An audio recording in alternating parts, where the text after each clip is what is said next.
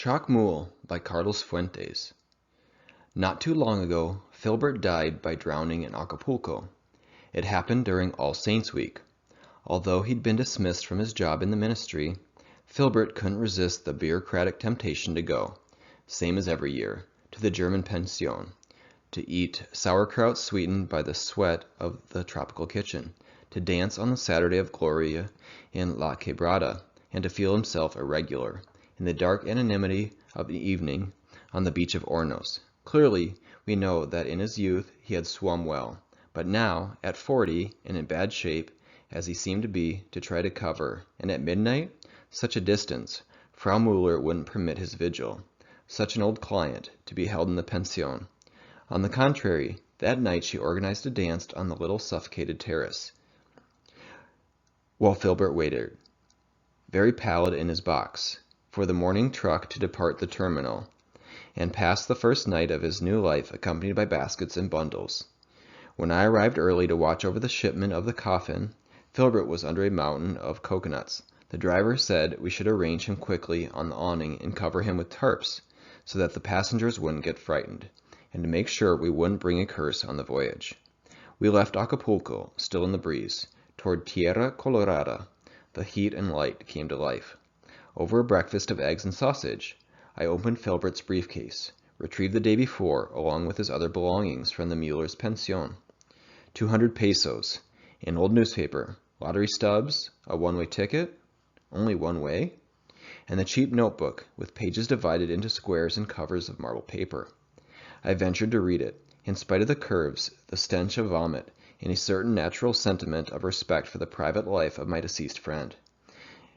It would record, yes, I started with that, our everyday work in the office. Maybe I would find out why he'd been in decline, neglecting his duties, why he was dictating official documents without feeling, or number, or effective suffrage, why in the end he had run away, forsaking a pension with no regard for the payrolls. Today I went to fix up all that business about my pension. The lawyer was very friendly. I left there so happy that I decided to spend 5 pesos in a cafe. It's the same one we went to when we were young, and that nowadays I never enter, because it reminds me that I could afford more luxuries at 20 than I can at 40. In those days, we'd all been on the same plane. We would have rejected with energy any negative opinions about our comrades. In fact, we waged war on those in the house who even mentioned bad breeding or lack of elegance. I knew that many, perhaps the most humble, would go very far, and here in school they would forge the lasting friendships in whose company we would cross the wild seas. No, it wasn't like that. There were no rules. Many of the humble ones stayed there. Many went further than we could have predicted at those lively, friendly gatherings. Others, we who seemed to have all the promise, we remained in the middle of the road, disemboweled in an extracurricular test, isolated by an invisible trench, from those who triumphed and from those who never accomplished anything. Finally, today I came back to sit in the seats, modernized, also like the barricade of an invasion, a soda fountain, and pretended to read briefs. I saw many of them changed, amnesiac, retouched by neon light, prosperous, with the cafe that I almost didn't recognize, with the city itself that had been chiseling themselves out to be a rhythm different than mine. No, they no longer recognized me, or didn't want to. At the most, one or two, a fat quick hand on the shoulder. Bye, old man, take it easy. Between them and me intervened the 18 holes of the country club. I hid myself in the briefs. There paraded past me all the years of big dreams, of happy predictions, and also all the omissions that impeded their realization. I felt the anguish of not being able to put my fingers in the past and fit together the pieces of some abandoned puzzle. But the toy chest is being forgotten, and in the long run, who knows where they've come to rest? All the tin soldiers, the helmets, the wooden swords, such cherished disguises. They were nothing more than that, and nonetheless there had been constancy, discipline, devotion to duty. Had that not been enough, or did it suffice?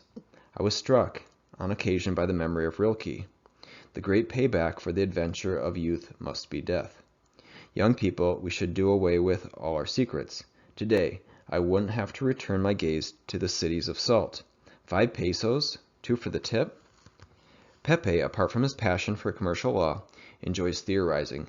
He saw me leave the cathedral, and together we walked to the palace. He's a non-believer, but that's not enough for him.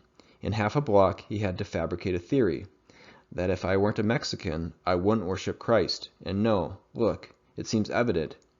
Here come the Spanish, and they propose that you worship a god, killed by a coagulation with a wounded flank, nailed on a cross, sacrificed, an offering. What could be more natural than accepting a sentiment so close to your whole ceremonial, to your whole life? Imagine instead that Mexico had been conquered by Buddhists or Mohammedans. It's not conceivable that our Indians would venerate an individual who died of indigestion, but a god who, it's not enough that they sacrifice themselves for him, but also they tear out his heart. Caramba! Checkmate to Huitzilopochtli. Christianity, in its warm, bloody feeling of sacrifice and liturgy, turns into a natural, novel prolongation of the indigenous religion. The aspects of charity, love, and the other cheek, in turn, are rejected. And everything in Mexico is that. You have to kill men to be able to believe in them. Pepe knew my affinity, since my youth, for certain forms of indigenous Mexican art. I collect statuettes, idols, pottery. My weekends are spent in Tlaxcala, in Teotihuacan. Perhaps for this reason he likes to relocate all the theories he elaborates for my consumption back to these themes. It's certain that I've been looking for a reasonable replica of Chac Mool. For some time, and today, Pepe tells me about a place in La Lagunia, where they're selling one of stone, and cheap it seems. I'm going to go on Sunday. Some joker dyed the cooler water in the office red, with a consequent disruption of work. I've had to bring it to the attention of the director, who just laughed a lot. The guilty party took advantage of this circumstance to make sarcastic comments to me all day, all having to do with the water. Today, Sunday, I took the opportunity to go to Lagunia. I found the Chac Mool, in the junk shop to which Pepe directed me. It's a precious piece of natural dimension, and although the merchant insists on its originality, I doubt it. The stone is common, but that doesn't lessen the elegance of the posture or the solidity of the block. The disloyal vendor has smeared tomato sauce on its belly to convince tourists of the sculpture's bloody authenticity. The move to my house cost me more than the acquisition, but it's here now, for the moment in the basement while I reorganize my trophy room to make space for it. These figures need sun, vertical and fiery. That was their element and condition. He loses a lot in the darkness of the basement, like a simple mass of agony, and his grimace seems to reproach me for denying him light. The shop owner had a light bulb directly over the sculpture, which clipped all the sharp edges, and gave a more friendly expression to my Chac Mool. I'll have to follow his example. I woke up this morning and the plumbing was broken. Carelessly, I left the water running in the kitchen and it overflowed, ran across the floor, and went into the basement, without my noticing. The Chac Mool resists the humidity, but my suitcases suffered, and all this on a workday made me late to the office. They came, at last, to fix the pipes. The suitcases, twisted, and the Chac Mool with moss on the base. I woke up at 1 in the morning. I had heard a terrible moan. I thought maybe thieves. Pure imagination. The nocturnal laments have continued. I don't know what to attribute it to, but I'm nervous. Just to make matters worse, the plumbing's broken once again, and the rains have dripped inside, inundating the basement. The plumber isn't coming. I'm desperate. As for the Department of the Federal District, it's better not to talk about it. This is the first time that the rainwater refuses to obey the drain pipes and is drained into the basement. The moans have stopped. If it's not one thing, it's another. They dried the basement out, and the Chac Mool is covered in moss. It lends him a grotesque aspect, because the whole mass of the sculpture looks like it's suffering from a green rash, save the eyes, which have remained of stone. I'll set aside Sunday to scrape the moss.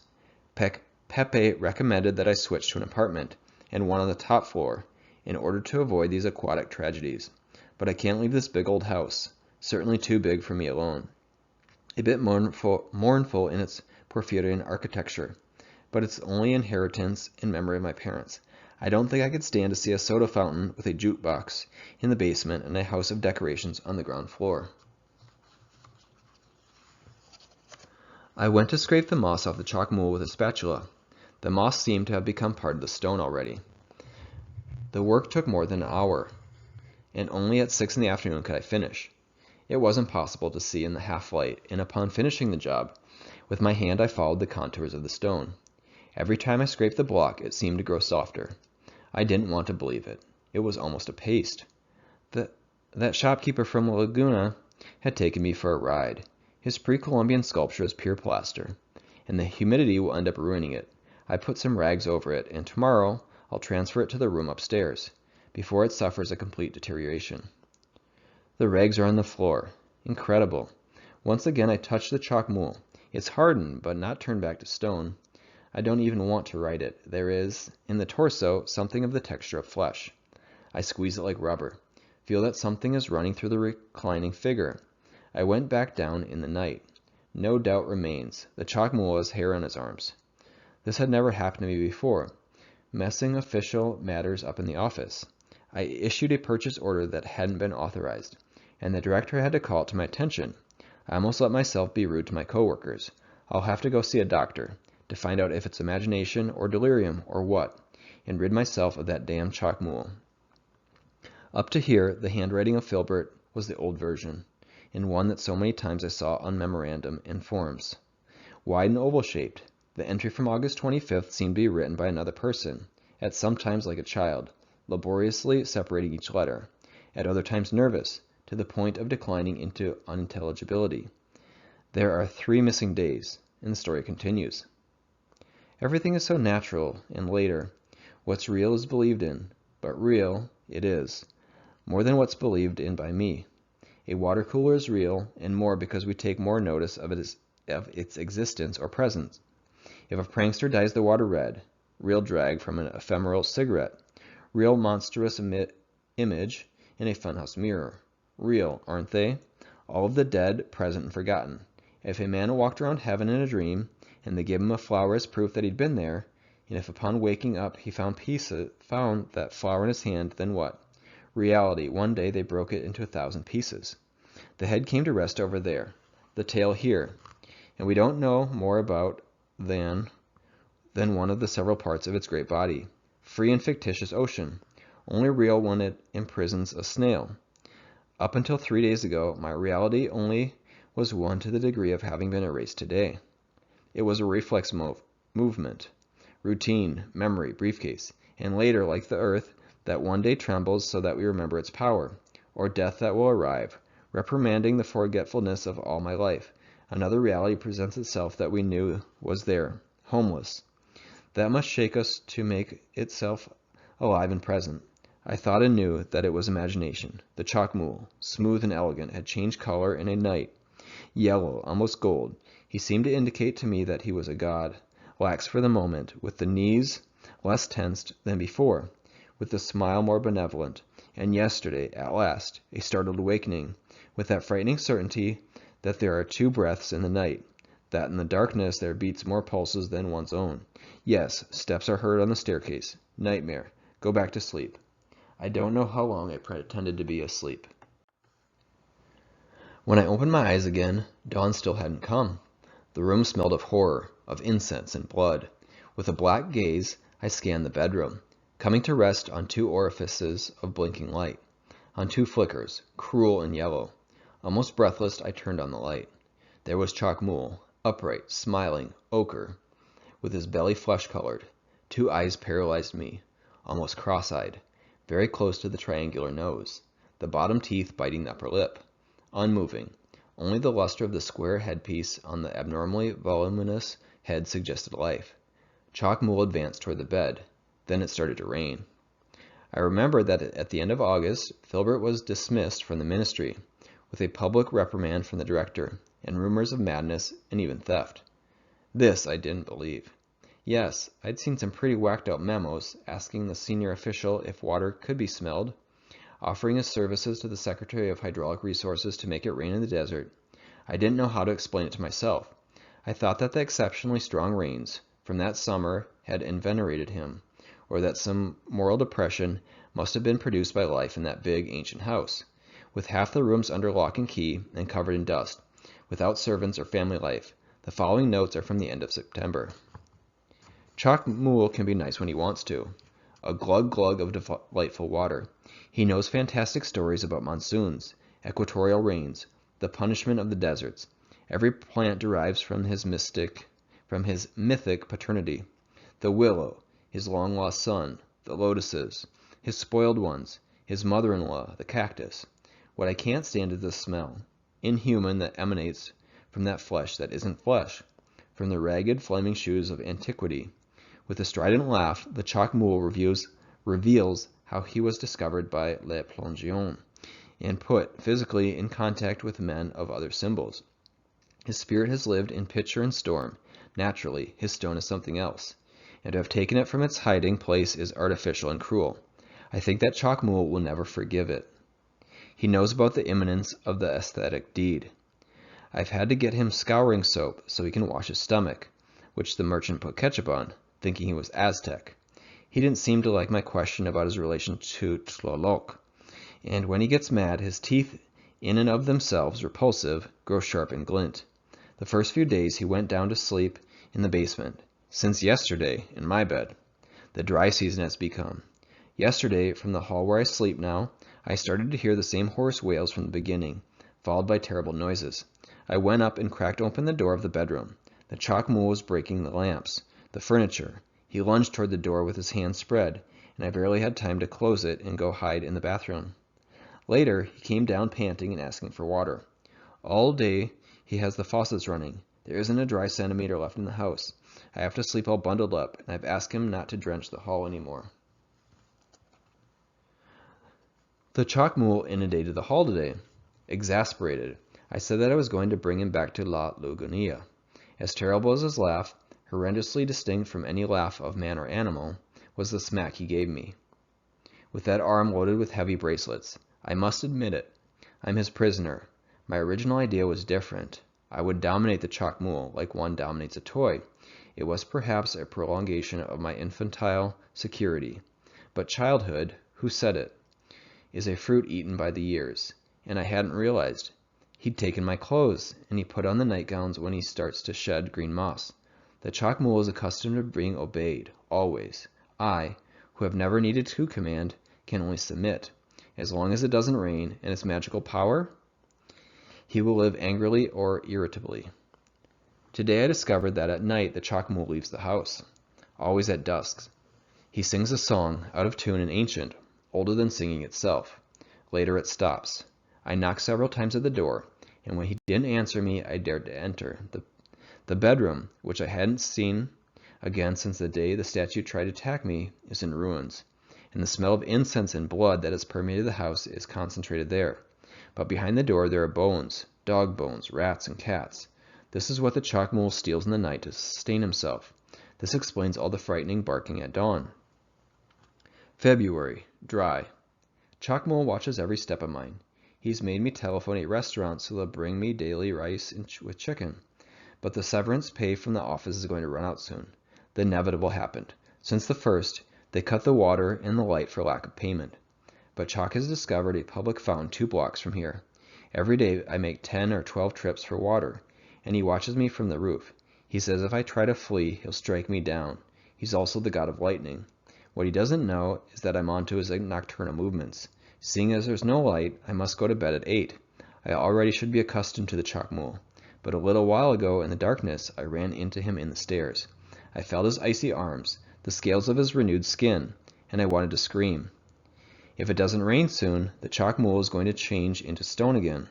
I've noticed his difficulty recently in moving. Sometimes he reclines for hours, paralyzed, and seems to be, once again, an idol. But these rests only give him new strength to torment me, to scratch me as if he could draw some kind of liquid from my flesh. Those friendly intervals in which he would relate old stories no longer take place. I think I notice a concentrated resentment. There have been other indications that have made me think. He's almost finished off my wine cellar. He caresses the silk of the nightgowns. He wants me to bring a maid into the house. He's made me teach him to use soap and lotions. I think that the Chac Mool is falling into human temptations. There's even something old in the face that before seemed eternal. There may lie my salvation. If the Chac Mool is being humanized, maybe all his centuries of life will accumulate in an instant and he'll be struck down.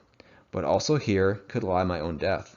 The Chac Mool won't want me to be there for his downfall. It's possible that he'll want to kill me. Today I'll take advantage of Chac's nocturnal excursion in order to flee. I'll go to Acapulco. We'll see what can be done about acquiring a job, and await the death of the Chac Mool. Yes, it's settled. He's gray, swollen. I need to sun myself, swim, recover my strength. I have 400 pesos left. I'll go to the Pension Muller, which is cheap and comfortable. Let Chac Mool keep everything. We'll see how long he lasts without my bucket of water. Here ends the diary of Filbert. I didn't want to think about his tale. I slept until Cuernavaca. From there to Mexico, I tried to give coherence to the screed, relate it to an excess of work, to some psychological motive. When at 9 in the morning we arrived in the terminal, I couldn't even conceive of the madness of my friend. I hired a truck to carry the coffin to Filbert's house, and from there to arrange his burial. Before I could fit the key in the lock, the door was opened. A yellow Indian appeared, in a house robe, with a scarf. His appearance couldn't have been more repulsive. He gave forth an odor of cheap lotion. His face, powdered, trying to cover the wrinkles. He had his lips smeared with badly applied lipstick, and his hair gave the impression of being dyed. "Pardon, did you know that Filbert had—" "It doesn't matter. I know everything. Tell the men to bring the cadaver to the basement."